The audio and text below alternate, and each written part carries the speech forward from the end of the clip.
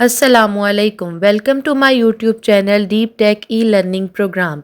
In today's session, we will discuss choose the correct options which are available on chapter number 4 Fundamentals of Design Thinking.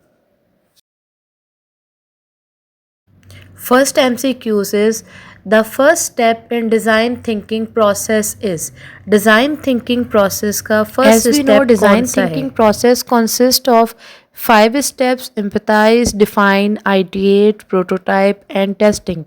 So हमने ये बताना है कि design thinking process का first step कौन सा है.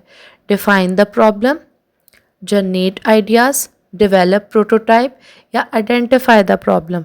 So first step is empathize, that we understand the problem, we identify the problem. So the correct option is number 4, identification of the problem. Second MCQs is design thinking is considered an iterative process. Design thinking में iteration क्यों ज़रूरी है? Iteration mean repetition of task, एक काम को बार बार करना.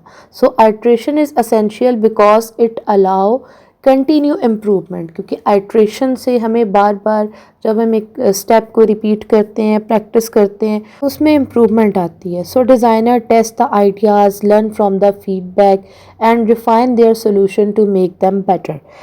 सो वी हैव 4 ऑप्शन. आइट्रेशन क्यों ज़रूरी होती है, क्यों हम आइट्रेशन को कंसीडर करते हैं?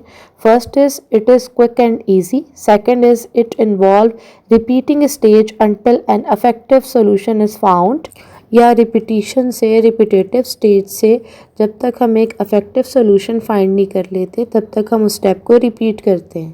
Third option is it follow a linear step by step approach. Linear means single line, एक स्ट्रेट लाइन में, एक सिंगल सोल्यूशन में, या इससे हमें एक single solution step by step achieve होता है. Fourth option it does not involve user perspective. इसमें यूज़र का कोई परस्पेक्टिव और यूज़र की कोई डिमांड, यूज़र की कोई आइडियाज़ और फीडबैक इन्वॉल्व नहीं होते. So the correct option is it involve repeating a step until an effective solution is found. जब तक हमें एक अफेक्टिव सोल्यूशन फाइंड नहीं हो जाता तब तक हम उन स्टेप्स को रिपीट करते हैं. Third MCQs is the importance of mind map is that. Mind map की क्या इंपॉर्टेंस है? दे कॉम्प्लिकेट थाट्स. इससे थाट्स, थिंकिंग प्रोसेस जो है वो कॉम्प्लिकेट हो जाता है. दे हिंडर क्रिएटिविटी. हिंडर के मीनिंग होते हैं क्रिएटिंग डिफ़िकल्टीज़, या इससे हमें क्रिएटिव या कुछ भी प्रोडक्टिव प्रोड्यूस करने में प्रॉब्लम्स होती हैं. Third option is they help visualise and organise thought. हमारी जो थाट्स होती हैं, जो आइडियाज़ होते हैं, उनको एक विजुअल और एक डायग्राम और एक पिक्टोरियल फॉर्म मिल जाती है. पिक्चर की फॉर्म में हम अपने आइडियाज़ को मैप कर सकते हैं. And fourth option is the only one useful for event planning, या ये सिर्फ इवेंट प्लानिंग के लिए यूज़फुल है. So the correct option is they help visualise and organise thoughts. I hope this topic is clear. If you have any question, then please note down in the comment box. If you like my video, then please click on like button and subscribe my channel. Inshallah, we will meet you soon with a new video in a new topic. Till then, take care and Allah Hafiz.